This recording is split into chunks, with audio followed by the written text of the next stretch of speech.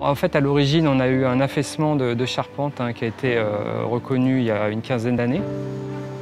On avait un technicien de charpente et menuiserie qui venait faire des relevés 2 fois par an à peu près.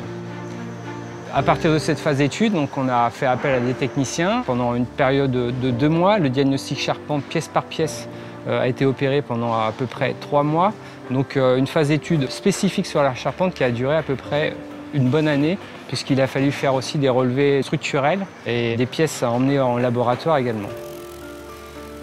Au fur et à mesure, quand on a commencé à déployer et à retirer les chéneaux en pierre qui n'ont jamais été déposés depuis l'origine, et bien derrière, on s'est aperçu que toutes les sablières de pièces de charpente étaient à 90% pourries.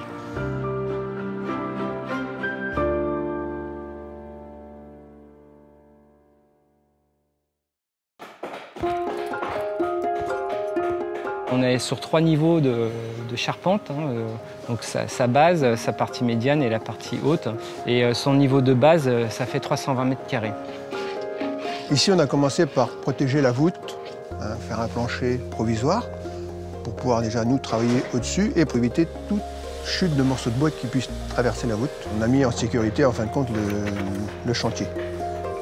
On y va par phase, afin de ne pas dénaturer et bien mettre en péril la charpente, avec des protocoles définis et validés par des bureaux de contrôle et de la maîtrise d'œuvre. Donc on commence par le bas et après ensuite on remonte petit à petit pour arriver jusqu'au faîtage. Pour ça, sur un ouvrage déjà réalisé, il faut supporter toute la phase structurelle de la charpente.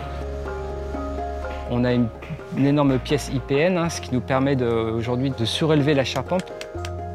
On a 2 vérins de 12 tonnes pour pouvoir soulever le sommier, la partie basse, chaque extrémité. La partie métallique sur le chantier, c'est uniquement de phase transitoire pour supporter les charges et suspendre la charpente pour pouvoir remplacer les pièces qui se trouvent en dessous. Tout le blocher est complètement mort. Et la sébillière, il y a des endroits où il n'y en a même plus. On a changé pratiquement avec 90% des sablières extérieures. On a changé une quarantaine de blochers. Celui-là, on l'a conservé, parce qu'il est encore en état. On a juste refait le tenon. Et on a reconstitué tout le bout de l'arrêtier qui était abîmé, là. On a fait une enture, une greffe. L'ouvrage en lui-même et la restauration se fait comme au XVIIIe siècle, donc les gestes sont les mêmes. Le bois, le matériau, il n'a pas changé. On est sur une pièce qui est complètement en chêne. On a refait un relevé complet avec les contreplaqués, la déformation de toute la pièce. On a un relevé de toute la déformation, en fin de compte, de la poutre, là.